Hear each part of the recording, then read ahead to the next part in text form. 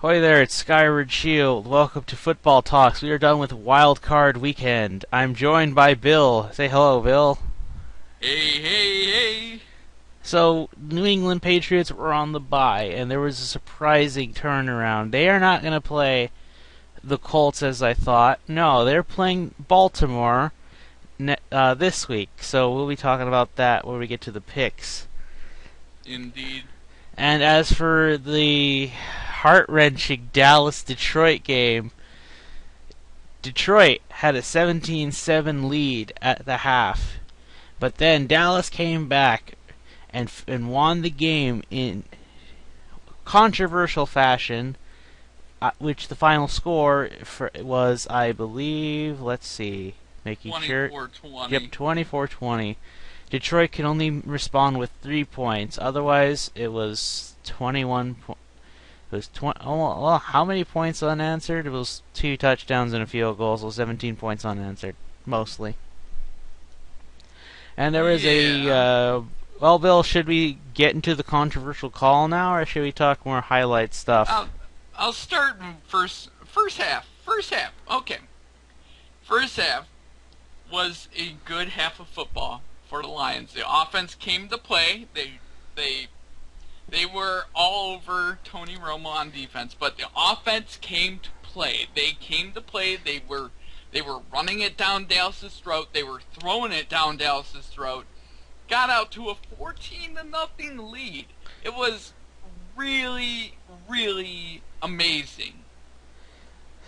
Yeah, and Bill, I have to cut you off there to mention my boy Golden Tate getting that touchdown. That 50-yard amazing super touchdown. Yes, Golden Tate was the best pickup for the Lions this year. I think everybody agrees he's the best free agent pickup this year. Oh yeah, that was by far the best free agent pickup the Lions have ever made in the last 10 years. Was Golden Tate. I mean, seriously, Stephen Tulloch's up there, and DeAndre Levy is pretty much up there too. But we're talking about this year. We're talking about this year, though.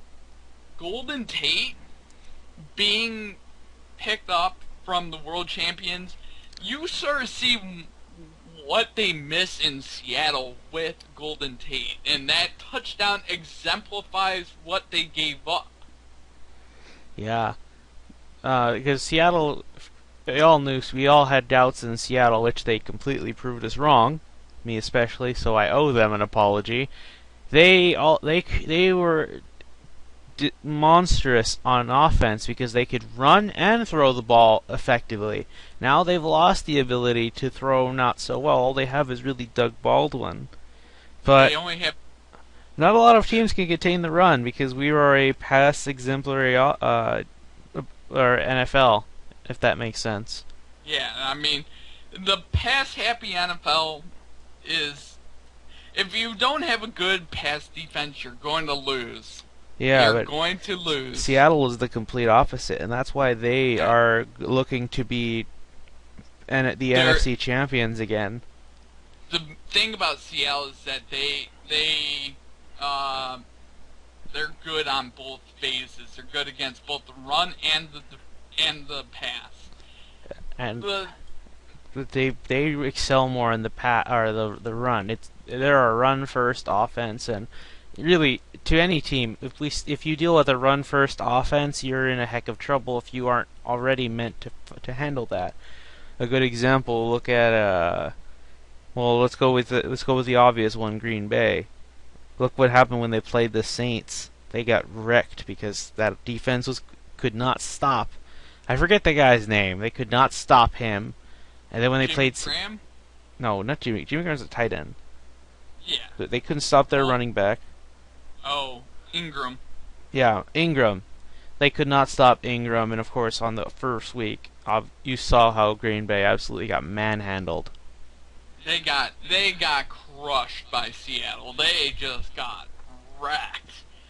But you see what I mean? That they are not. They're still great because they're a run-first team, but they're not as possibly destructive because they don't have a lot of passing weapons. Unless they turn into them, because well, that can happen. You never know. Right. But as of right now, But I don't think it. But going back to the subject, continue, Bill.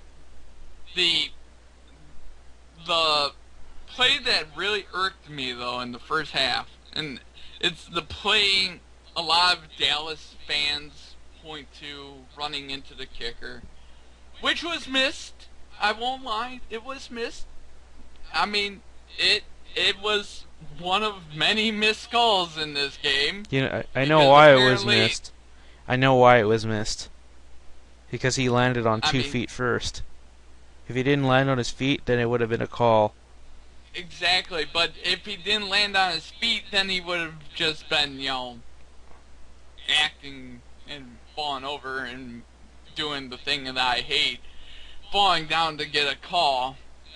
Because really, acting is one thing. I mean, seriously. But, Well, it was a good half. overall, the first half was a good half of football. It was like 17-7, like you said. Yeah. And really, the defense played amazingly. Tony Romo was on his back. They just played lights out. Both teams made adjustments in the second half, and the second half started out really well for the Lions. It started out really good. It was 20-7.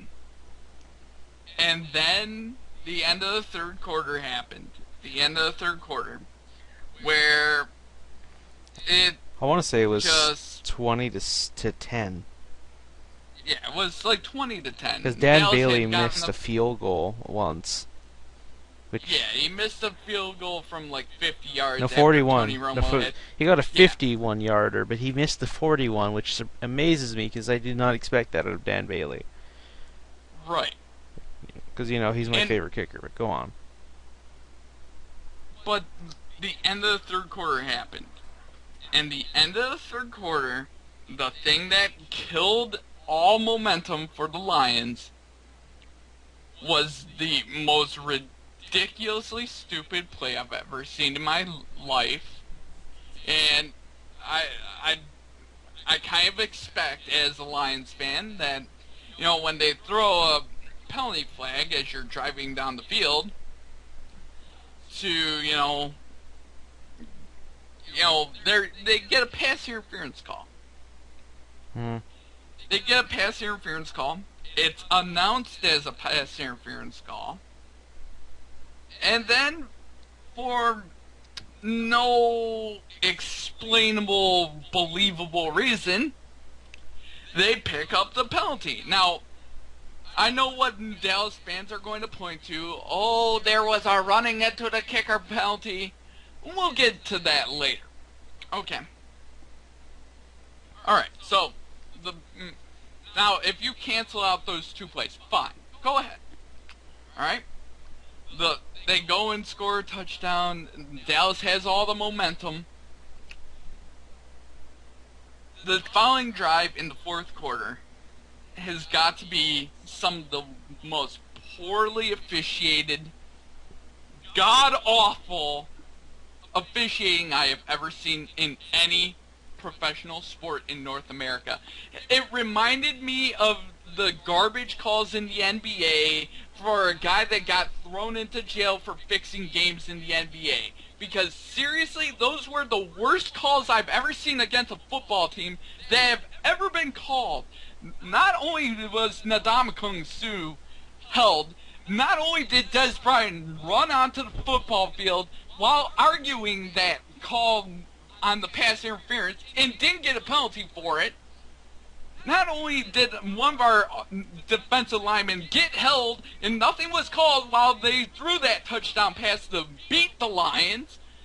Not only all that, just overall, the entire tone of that fourth quarter is like the referees were going to call everything on Detroit and nothing on Dallas. And that's what happened in the fourth quarter. Nothing got called on the Dallas Cowboys because their perfect, and they're America's team, and everyone wants to see Dallas win, and they want to see Detroit lose, because who wants to see the Detroit Lions play the Seattle Seahawks when we could have the Dallas Cowboys go into Lambeau and get the Green Bay Packers? And it's an absolute travesty to the NFL. The NFL shouldn't. They're gonna send us a stupid apology letter. They can take their apology letter and shove it up their ass, along with their stupid Dan Blandino, who was seen on a party bus in Dallas with Dallas ownership earlier on in the year. He should be fired. Roger Goodell's a piece of garbage as a commissioner. Should be fired. The way he handled Ray Rice, the way he handled Adrian Peterson, the way he just handles the NFL in all facets of the game. He should be fired. He should be gone. It's a joke. Dave Blandino should be gone. Oh my God, I'm gonna go. Seriously, if I had any NFL merchandise, I would burn that shit. It's the worst travesty in the history of the NFL, and people are going to continue to watch these divisional playoff games, give it good ratings, and you know why? Because people are too stupid to understand that this garbage is getting shoveled to you. Oh, you get the Dallas Cowboys and the Green Bay Packers. Now, you don't get the Seahawks and Detroit Lions, because who wants to see a defensive struggle in the playoffs? God forbid that happens. No, we'll give you the Carolina Panthers against the Seattle Seahawks. That way you can get Superman Cam Newton, who rips open his jersey and shows the ass, go against the Seattle Seahawks defense, who has Russell Wilson, who runs all over the field. Oh, it's going to be so super. Oh, I just, it irritates me. I want people to wake up and realize that what happened to the Lions could happen to any team in this league. What happened if, Cincinnati was playing Dallas? Do you think Cincinnati would be getting these calls? No, because there's the Cincinnati Bengals. No one wants to see a small market team go into Dallas and beat the big market team. They want to see Dallas, Green Bay. Are you finished, Bill? Didn't want to cut you off. I just feel it's a travesty to the fans of Detroit, who have been begging for a good team, and we finally have an 11-5 team that we can get behind, and we get shoveled this shit, while Dallas, who has been a mediocre team for 3 straight years, they had a chance of making the playoffs in 3 straight years, and they get all the calls, and we have to go through an 0-16 team, while everyone else can go, oh, well, we're 8-8, and we're so unhappy. Try going through an 0-16 season and tell me how it feels. Because, I haven't seen a winning playoff game in 30 years in my life, and it's garbage. It's an absolute travesty to everything this NFL shield stands for. They should replace the shield with a goddamn zebra shield that says, I totally suck.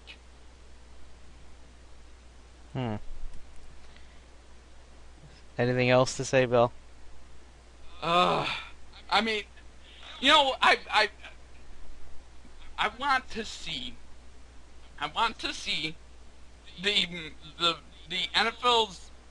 I hope the Detroit Lions Twitter puts out the letter for that we're going to get sent, as an apology tomorrow, because the letter we're gonna get is gonna be like, we're sorry we missed these calls in this game, and I hope we can get back on good terms. I hope they set that stupid letter on fire. And they should apologize to the kicker of the Dallas Cowboys as well for not seeing that either, because that is another garbage call that got missed. And I want games to be officiated correctly. That the whole referee crew should be fired. Period. They shouldn't have a job. They should never work another NFL postseason game they're banned. I want them banned forever. And not only that, one last thing, they need to have big time plays like that be challengeable. Now, I know what people will say, well, they'll slow down the game. Well, not challengeable as in you review every call. I mean, like, as in the head coach has to throw the red challenge flag at it. So that way, you still give people the ability to look at it. And not replay it in slow motion either on replay, but give the officials the seeing eyes of having all the correct information, and that way they can pick up a flag or throw the flag and have it be correct. So that way there's no more of this controversy every single year. Every year there's one game that's officiated garbagely, and this year was my Lions against the Cowboys. It should be fixed. It needs to be fixed, and throw the red flags for huge penalties.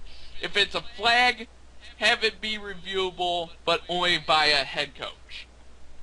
I think I'm done because I about my hair almost set on fire while I was in that rant. Wow. Well, I didn't have much else to say since this was the only game worth talking about to us. The only. I know that you wanted to. I know that you're a Dallas fan, and I know that, you know. But I feel it's just a travesty to both teams to have the Cowboys, who I feel like got the benefit of the doubt for the refs, to have to go through this because now they look like they were chosen by the refs to go through the playoffs instead of having the better team win. It's a pretty sad state of affairs where a 60-year-old man holding with stupid-looking Urkel pants and throwing yellow flags on the field to be deciding the outcome of a football game between 20 and 30-year-old men that are, you know, in pretty good shape. It's absolutely a joke. Yeah. The refs miss already a lot of calls I've seen, but I don't know. I don't really know. I don't have much to say on that because I already said all my thoughts on Twitter already. So I don't know. Yeah, I mean, my thoughts. I pretty much. I was more mad the other day, if you can believe it. I mean, right now it's pretty tame. I personally, if I were most fans in the NFL viewing universe, I would boycott the divisional round, the conference championships, and the Super Bowl to force the NFL to finally fix its issues. It needs to fix issues. And the only way you fix issues is if advertisers in the Super Bowl aren't getting the views in the Super Bowl, and the advertisers in the playoffs are not getting the views in the playoffs. You force their hand, and you fix the shitty calls. Why is it always the Raiders getting penalized? Why is it always the Lions getting penalized? Why is it always the Seahawks getting penalized? Why is it always these certain teams getting penalized? And why can Aaron Rodgers sit there and whine on the ground after he gets hit and get penalty flags? And I don't want to hear this stupid shit about he stepped on his leg. I know he stepped on his leg, but so did a Dallas player on the Detroit Lion player in this game, and we still haven't heard word that he's going to get suspended yet. Probably not. But you mentioned that about Rogers. A funny thing. A guy I follow on Twitter. He was on a podcast I listened to named Adam Rank. Um, he's also aware how Jordy Nelson and Aaron Rodgers, if a pass is incomplete, they always look for a flag, and he mocks them. And it's kind of funny. Good. See, I'm not the only one that sees this stuff. Adam Rink, he's a fantasy football genius. He won the NFL.com league 3 straight years, and Adam Rink, I mean, literally if he sees it and I see it, normal fans see it. I mean, Jordy Nelson, every time something goes wrong with his route and he falls to the ground like he got shot by a sniper, like, I mean, oh my god, that's a flag. Uh, and how many times have the refs actually called it for their sake? Exactly. I mean, and the same thing's going to happen to Dallas that happens to Detroit every week. Green Bay is going to get 30 penalties against the Dallas Cowboys, and Green Bay is going to have 0 called against them because Aaron Rodgers obviously is God and doesn't do anything wrong, and so is Jordy Nelson because he's also God and does nothing wrong as well. I wonder who they'll side with more. I'm pretty sure they are going to side with Rodgers, but they side with Rodgers or Bryant and Romo. Bryant is the one that complains for flags more than anybody in Dallas. I mean, seriously, Des Bryant, he's the biggest crybaby in the league. I mean, he's the most talented wide receiver in the league. Win it with your talent. Don't win it by whining. Whining makes you look weak. Win it with pure physical talent. And may the better person win. No. We're just lay there like we got shot. And then, oh my god, that's a pass interference. Time to throw a penalty flag. All the referees need to go back to school. All the referees need to be retrained. All the referees and all these idiotic rules against defenses need to end because, I mean, seriously, the rules against defense, I mean, literally, you can't hit him low, you can't hit him high. Eventually, you're not going to be able to hit him in the center. So might as well just put flags on these guys and let them play flag football. So that way these millionaires don't get hurt all over the place. I mean, literally, you're seeing the injuries constantly now. And what's next? I don't know. I think I've had the biggest rant I've ever had. Yes, you have. Ooh, I knew this week was gonna be bad because of how that game ended. Because it just, you know, it more flabbergasted me than anything else that the NFL would allow something like that to happen, and to basically allow it to happen. You know, the referees in the Carolina-Arizona game, good. Baltimore-Pittsburgh game, good. Indy-Cincinnati game, good. And then we get that. And I feel it's a disservice to Detroit, to the city of Detroit. We've been hungry for a good football team for a very long time, and we finally make the playoffs. I mean, seriously, you never know from year to year if you're going to make the playoffs or not in the NFL. And I feel like the Lions got screwed. Well, yeah. For lack of a better term. They did. But, to be honest, now they really have to when they go back and, like, say, for come training camp, they really need to figure out what the hell they plan to do with that offense, because still, the fact that they could, on those drives where they had a chance to get a touchdown without those penalties, they didn't. It usually went 3 and out, or got a first down, then punted. I mean, overall, Dallas's defense wasn't stopping the Lions at all. Really. Except for the second half, it looked like they were. they were driving up and down the field constantly, and then we get a stupid false start penalty. That's another thing that didn't get called a lot on the Cowboys. False starts or holding calls. That those are drive killers. I mean, if that holding call gets called against Ndamukong Suh, the holding call that the offensive line of the Cowboys did against him, that kills that drive. They don't score a touchdown, the game is over, and it's a Lions win. So it really hurts when you're fighting both a football team and you're fighting a bunch of referees. But I'll spin it forward to next year. I feel like this disgrace of a game is going to motivate the Lions in this offseason, and I would not want to play the Lions next year because I feel like they're going to come out and they are going to kind of go off, and I feel like they're going to use this game as a us against the world mentality, and teams that feel that way typically have a chip on their shoulder, and when they have a chip on their shoulder, they play hard, they play nasty, they play mean. And I want that mentality to come out of this game. You need only look at Seattle. They have the chip on their shoulder. Exactly.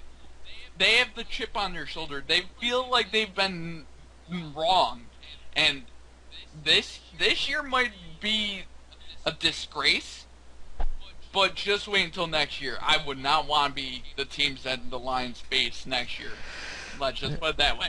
Oh. But spinning forward. So, any other things to note about this week? Because the biggest shocker to me was Baltimore winning. I thought Pittsburgh had it, but wow, the loss of Le'Veon Bell could not.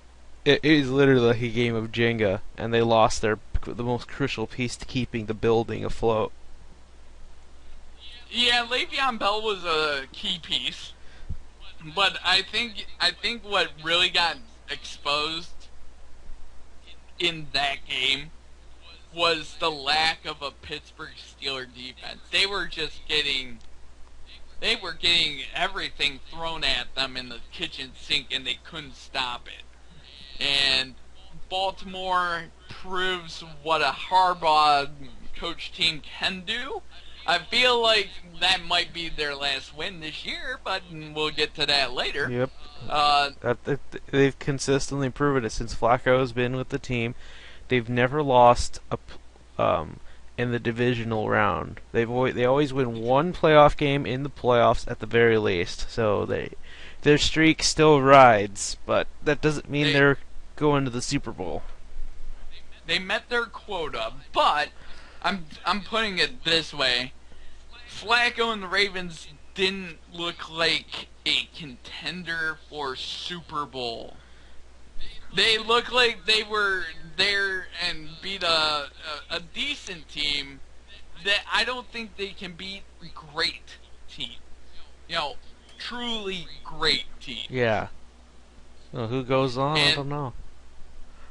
And I'll put it this way about the Carolina-Arizona game. That did not surprise me at all. I think no, but I think isn't it saddening how the 11-5 team is the underdog to the losing record team?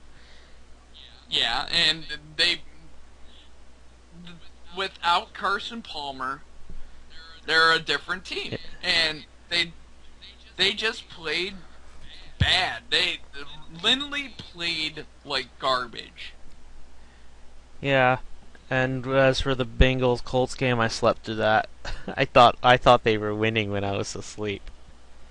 No, they got pummeled. The Bengals-Colts game I didn't really see any of, but I kind of expected the Colts to win, because it's the Colts and the Bengals. They've been up and down. If they can get consistent, the Bengals. I thought the run game was going to save them. Yeah, they really need to get consistency, and they also were dealing with a lot of injuries. AJ Green was hurt. I mean, there was way too many injuries for the Bengals to overcome in that game. Yeah. And I feel like next year they might be amazing, but they keep having questions about their quarterback and I the hope goal. not, because I know the schedule is Houston will play them again over there, so I want Houston to be the bane of their existence, like history showed. To be fair, I think Houston's gonna be a much better team next year. Well, they're a good quarterback away from being a consistent playoff team. Yeah. Which again, we've had this debate where you say Case Keenum, I say Ryan Mallett. I mean, I can see either of those two being the starter, but to be fair, all Case Keenum keeps doing whenever he's out there is throwing for yards, getting the ball into his playmaker's hands, and Andre Johnson, his best games this year came with Case Keenum at quarterback. I the one thing for me was that I was expecting. Oh, when Ryan Mallett played his first game, it showed a lot to me because he was more high tempo, and I thought Yeah. that was good. I think that's key because if you can be successful with that, you will wear any good defense, and that's exactly what happened to Cleveland. At that time, they were a formidable defense with a great secondary. So you tired them out to exhaustion. They did not want to be on the field anymore. And yeah, Yup. so you see what I mean. That's why I think I trust Mallet a little more. But I know it's just one game because the second game I don't count. He It's always I always feel like the best times to go high octane offense are in the first quarter to get the defense tired out for the first half. yeah. Early in the third quarter to get them started to get tired out in the second half, and then very late in the game. High octane all the time doesn't work for the simple fact that your defense is always out there. But if you mix it and sprinkle it in, I mean, you get the defense tired out in the first quarter. That way you get easy points in the second quarter. Get them tired out in the third quarter early on, and if you can sustain a drive high octane at the very beginning, you get them tired out for the late part of the third quarter. Then you play normal offense, and then they get lulled back into sleep, and then you hit them with high octane offense midway through the fourth, and there you go. That's a good formula for winning football games. That's kind of what they did. Exactly. I mean, Houston is a very smart team. Bill O'Brien's an offensive guy, and he's an offensive genius himself. Guess we And trained under Bill Belichick. Bill Belichick and the New England Patriots. I mean, there's always a good reason why a lot of Bill Belichick coaches are in the NFL. That's because the reason why Bill Belichick players do well, especially if they're under him. Oh, and I have a funny thing about the Browns since I brought them up. You know that they're having chaos with their quarterback, but also with their wide receiver. Yeah, Josh Gordon and Johnny Manziel. What if they get rid of Josh Gordon and then New England picks him up for next year, and then he runs for like 1,500 yards and 10 touchdowns? I mean, It's not impossible. It seems likely. I mean, it could happen. I'm not throwing that out of the realm of possibility. Wouldn't that be sad for Cleveland? It would be sad for Cleveland, but here's the thing: all it takes is one misstep, and Josh Gordon's out for a year. I mean, his contract options are limited. I'll put it that way. Yeah.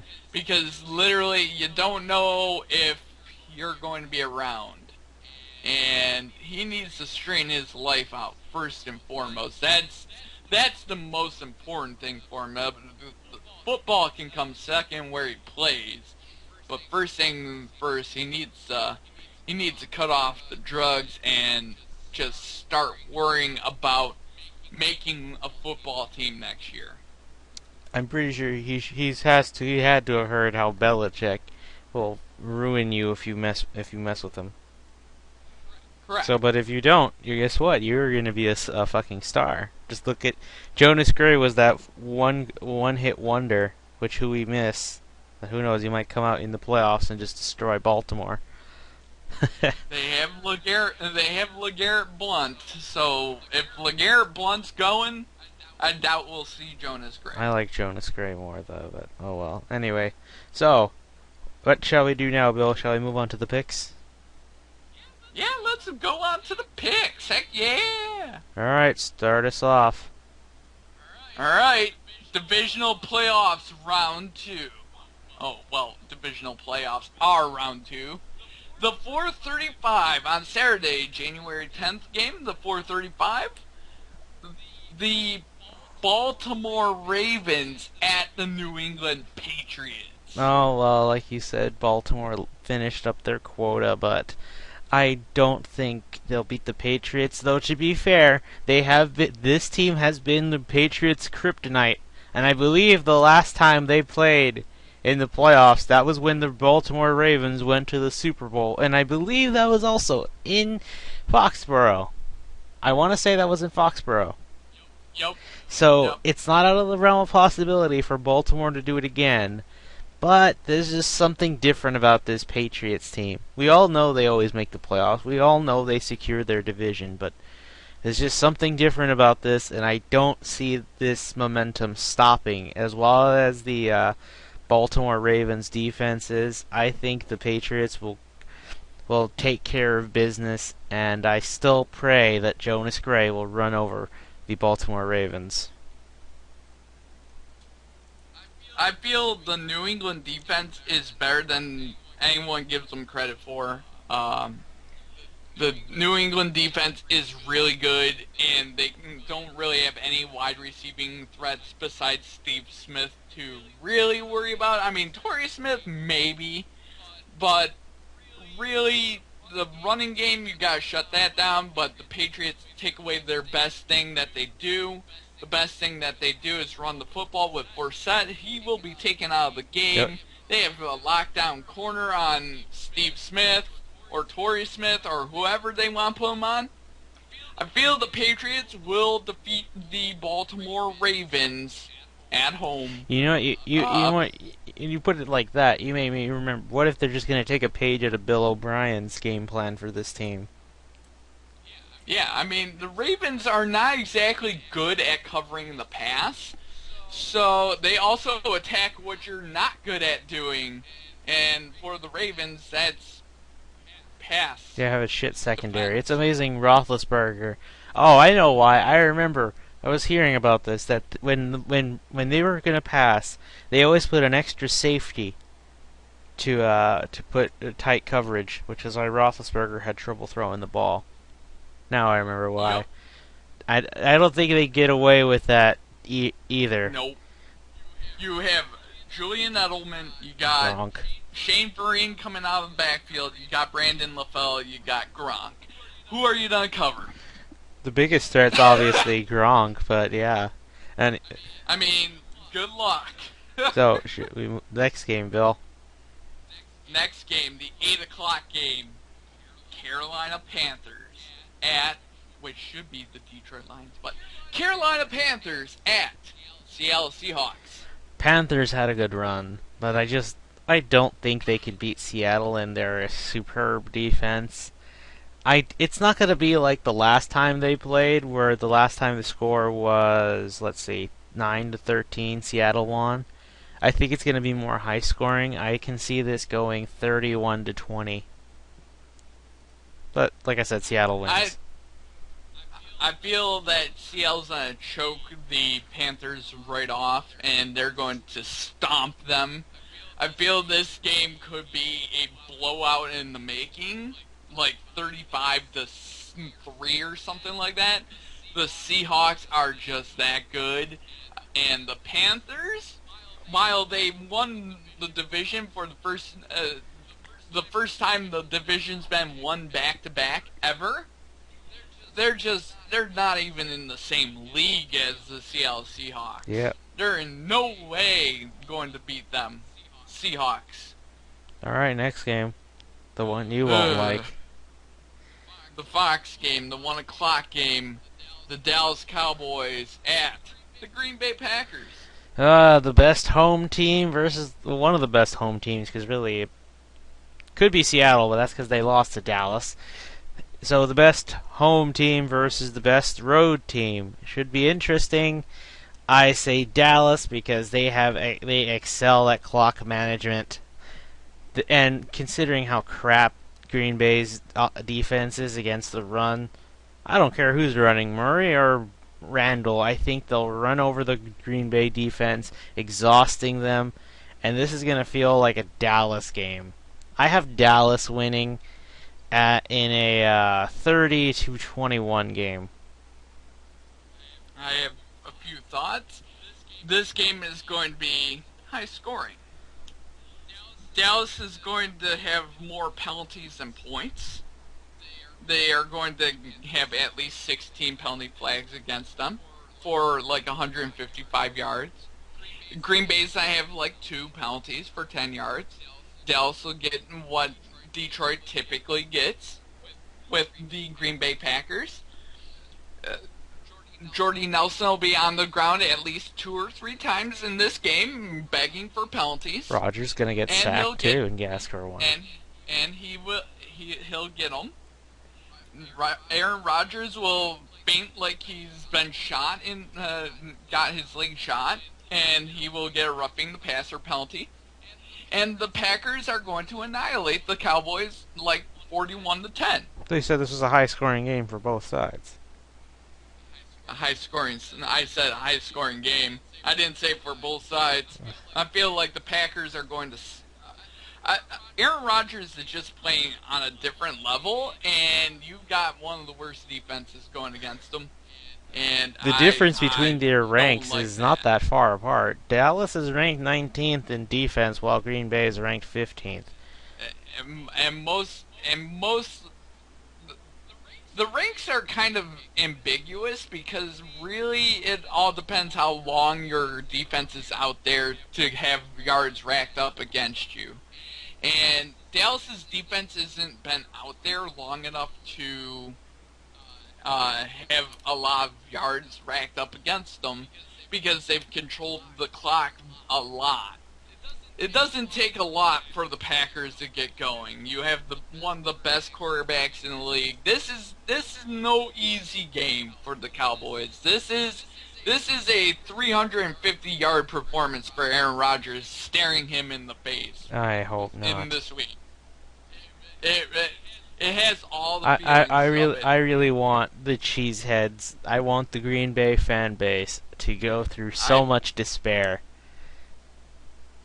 I sort of want both fan bases to go through it, but I seriously want the Cowboys fan base minus you there, Josh. But you can edit that out if you want. But I could and make you look really bad, but I won't. But minus you. I want the Cowboys fan base to kind of suffer along with me with a lot of the penalties that we get. And I want them to suffer through it because, I saw a lot of, Cowboys fans after the game going, oh, blah, blah, blah, it's over with, it's done with, and, that wasn't a pass interference call. Well, guess what? You're going to get everything that happened to the Lions, you're going to get. And I can't wait to see it because I can't wait to see a lot of the fans crying on Twitter the same way that we had to endure for the last 30 years against Packers. So I'm expecting a Packers win. I say somebody's got to beat them at home. Detroit couldn't do it, so it looks like it's going to go to Dallas. I really feel like Detroit has only the only team that could beat them at home is either Detroit or Seattle. Detroit had a good defense. I think New England should have won, and I'm pretty sure there wasn't one controversial call there too. Yeah, every time you play the Packers, you get screwed over, even if it's the Patriots.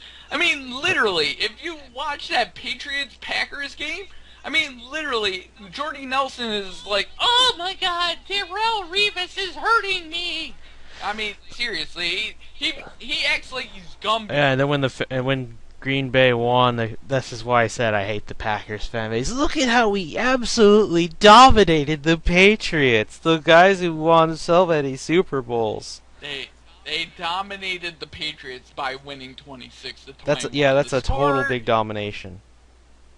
I mean, literally, the Patriots could have scored and won that game at the end too. I mean, it's not exactly like they were going to, defeat them. I I say mean, should have ran the damn but ball more. it really, had the Patriots won, my Detroit Lions would have been a number 2 seed, and we would have never been in that Yeah, this position. would have been But Dallas, Detroit right now. yeah, and we would have had better referees, and it wouldn't be like this. But next year, I just hope the Lions can make the playoffs next year, because if they I don't think make the they will. playoffs, if they don't make the playoffs next year, then I'm gonna be even more upset about this year. I'll tell you this: the way it's like they're finally figuring out how their offense should work. I mean, it was sooner, it was later than you think. They should have figured it out from week one. But anyway, they look like they're getting their act together offensively. So if they can keep that up, who knows? Maybe they really will be like a second seed, first seed next year. But they're just like I said, they have Yep. a really rough schedule. They have to play the defense-oriented NFC West, which should be interesting. But let's go on to the final game. And the final game of this week is the Indianapolis Colts at the Denver Broncos. If Denver didn't have the week of rest, I'd have called upset of the week and say Indianapolis will take care of business in a miracle game. But no, I think the week of rest was needed for Peyton Manning more so than Rodgers. And now I think Denver will barely come out on top because I know it's not going to be the same like last time. I told you if these two played again in the playoffs, it's not going to be the same. Andrew Luck has way more confidence in the passing game, but I still think Denver will win 34-31. And I also believe that Denver will win both. It's going to be a high-scoring game. This is going to be probably the game of the playoffs. I feel like this could be a 45-41 game. Wow, you just put more points than me. I really believe that this game could be really high-scoring, because not only are both Peyton Manning's gonna be very motivated to defeat his old team in the playoffs. Yeah. Andrew Luck's gonna be motivated to get to the AFC title game for the first time in his career. I mean, this is all the makings of a heavyweight battle between both teams. By the way, how Indianapolis's defense is ranked 11th compared to Green Bay and Dallas's lower ranked amazes me because I think Indy has a shit defense. See, that's why I always say, rankings really mean nothing to me. For me, it's the eye test, and I don't look at numbers per se, but if you really look at the eye test for the Colts secondary, and really it's their pass defense that really blows. It really is I think bad. they both blow. Holy They can't crap. stop good passes as well as you think. They Yeah, can't stop the the run. Broncos run defense has been shaky at best the last few weeks, and the pass defense has been abysmal. Yeah, Really. that's because they have DeMarcus Ware and all these other talents on them. How do they lose it? But I think the week I off mean, has given them the chance to shake that off. really, I feel like they were also. It feels like they were playing with a few injuries as well. The Broncos, that team needed to kind of have that time off to rest up, get ready and raring to go. And I feel like they're ready and raring to go against the Colts, but I feel like the Colts are ready and raring to go. And I think the thing that's like end the Colts season is that they won't have any running I'm game. calling a pick six, by the way. Another pick Man. six by Andrew Luck, as you know, the only real downside to him is because he throws the ball too much, and that leads to pick Yeah. sixes. Here's a fun fact: he has the same amount of pick sixes as Geno Smith. Let that sink Yep. into you. He is the worst quarterback in the league by many people's eyes, and everybody thinks Andrew Luck's one of the best ones in the making. Isn't that just ironic? It is ironic. He's young. He's making bad decisions, which that shows. I mean, it also says something that it took Andrew Luck. It took an entire year, and Geno Smith. It only took what 6 games. Yeah. No, this was in his whole career, in their whole careers, because they started around the same year, 2012. They've thrown the same amount of pick sixes. This is over the course of their career. I feel like Andrew Luck would have probably about 200 or 300 or 400 more pass attempts than Geno. Yeah, most of them have been hits, and remember, the difference is Luck has more talent around him. Yeah, I mean, overall, if Geno were to throw more, about as many passes, and if you project, I would project him to have significantly higher than Andrew Luck if they were on a similar attempts and similar teams. Then yeah, well, sometimes you can throw all you want, but if you don't have the talent around you, you're not going to do much. Exactly. I mean, if you gave Andrew Luck the New York Jets wide receiving group, and you gave Geno Smith the Indianapolis receiving group, I'd say Andrew Luck would be sitting similar to what he is right now, and I feel like Geno Smith would perform better, but still have the issues. Yeah, that's the difference. But what the Jets would win 3 more games. They would be like 7-9, I think, with Luck. If they had Andrew Yeah, Luck, I think they'd be like 7-9 at best. I feel like they could be 9-7. I don't think they get the pretty winning easily. record, but yeah. Anyway, I think that's gonna do it for this week. Oh Next man. week we'll have 2 games to talk about: the Baltimore Patriots game and the Dallas Green Bay game. Should be fun. Yup. But I'm just hoping. Bill, whenever it comes to a team I like and we pick differently, you have been right a few times, but the majority I've been right. When you picked Baltimore against my Texans, Texans won. You picked the Browns against the Texans, they won. And yeah, I'm going off of superstitious stuff, Bill. So the more conflict, the better my odds. Oh man. Anyway. I'll put it this way. If if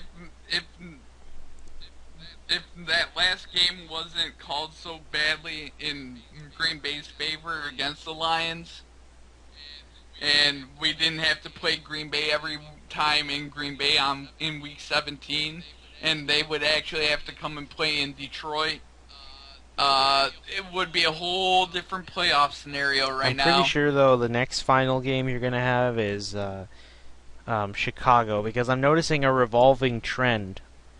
Because, going back a couple of years, for looking at Dallas, for example, this year they had a Washington football team. Last year, then they hosted the Eagles. The year before that, it's the Giants. So next year, the Giants are going to be against Dallas for the final week. You know what I mean? So if going by that type of process of elimination, Houston's going to have Indy this year, and then Detroit's going to have Chicago. Whether it's on the road or home, I don't know. That's you can throw that up in the air. I would like it at home for Yeah, but once. I think you could beat them over there, especially when they're under this much chaos. You might The get. It that might be another Detroit. It might feel like a Detroit game because or a Detroit home game because Chicago's losing its crowd fast. Yep. It's like we need to get rid of these seats. They need to be taken. Let's sell them for like $5, and Detroit would come flocking over. Oh yeah, it's only a 3-hour drive, so it's not exactly super far away. Yeah, so remember when Houston had their home game against Dallas this year? Yeah, that's I would say that would be about a 3-hour That's drive a itself. 1 hour And or 2 hour actually. oh, from Houston to Traffic Dallas, is I not wouldn't that know. bad because these roads are so there are so much more highways and freeways in Texas because we're a bigger state. Yeah, I mean, there's a lot of freeways all over the place. I feel anything really from Texas, eastern side of Texas, and sort of like in a line towards Chicago and eastward is really interconnected and well highwayed. It's everything in the center of the country in the mountains, and that's where it, sort of uh, does that stuff. Yeah, But will be I any other mean, thoughts you'd like to share, Bill? overall, it was a good season for the Lions. I feel like they can use this as motivation, and next year, look out for Uh, them. They will be a I serious just remember my contender. final thought. I really want Dallas to take it all now. If they don't take it all, I'm just going to be disappointed and think of what if Detroit had the opportunity. I think, though, to be fair, I think no matter who won, I was going to have that thought. It's like, you better fucking win it all, or I'm going to be really disappointed in you. So, it goes both ways. I I put mean, too much expectation in Dallas and Detroit, and that's my fault. to, to be fair, if Dallas goes and wins it all the way, then there's always that lingering doubt of that playoff game, that Well, then they game. have next year to prove that they can do it again. Yeah, I just feel like that game stigma would not be a good thing for Yeah. that Well, I team. suppose, like, what The, team hasn't gone through that type of scrutiny where it's like, oh, it was a fluke. You didn't really deserve uh, it. the New England Patriots against the Oakland Raiders in the snow game. Who won that one? I don't even know. New England. It started their Oh, dynasty. that's with the Raiders? Oh, that was an AFC title Well, game. AFC Wow, title the game Raiders is were. I thought the entitled. Raiders have sucked since I was born. If you ever want to watch an all-time classic football game, watch the snow game. And this was at in New England. It was in New Oh, okay, England. because like It AFC title game. It was a 13-10 win. It's the infamous Tuck Rule game ugh, because they called the thing correctly by the letter of the rules that Tom Brady tucked the football and the ball came out as a fumble and Oakland recovered it, but they called the tuck rule, which at the time was a thing, and they said that Tom Brady tucked the football, and by letter of the rule, they got it right. damn. But eventually, that rule was gotten rid of. There's no such thing as Yeah, a you tuck dropped the rule. ball. It doesn't matter. It's a fumble. So, Exactly. oh man, Oakland got screwed out of that. Oh, that Yep. sucks. But They they called it by the letter of the rule. Sometimes you gotta call it by the letter of the rule, no matter how much the crowd hates you that's or that's loves the you. correct rule, whether you like it or not. And that's why they changed the rule to prevent bullshit like that from happening again. So like, Exactly. never fear, Oakland. Now you had after that. Now you had no excuse to lose to them. And then the following year, they made the Super Bowl. Yeah. Anyway, we shall get. And then got blown out. Who'd they get blown out to? Tampa Oh Bay. god, that was Tampa Bay's miracle year. I noticed a lot of these bad teams had miracle years. Oh, that Tampa Bay in the late 90s, early 2000s had one of the best defenses ever. Wow, seriously? I thought this was one of those miracle teams like St. Louis. No, the Buccaneers defense. They had Hall of Famers all over the field on defense. They had Warren Sapp, Simeon Rice, Derek Brooks, John Lynch. I mean, that defense. If you look at one of the NFC title games, I think they lost one NFC title game the year before, like 9-7 against the Rams. That was when the Rams won it all. Yeah, that was when the Rams won it all. They won like 9-7 in the NFC Oh title my game. God, that sounds interesting. I'm gonna look this up after this. The Buccaneers were an amazing football team in the late 90s, early 2000s. All right. Well then, I'll look that up after this, which we shall be going. We'll see you guys next week as we go into the title games, the conference championships, whoever comes out on top. Oh man. Yep, we'll see you guys next week.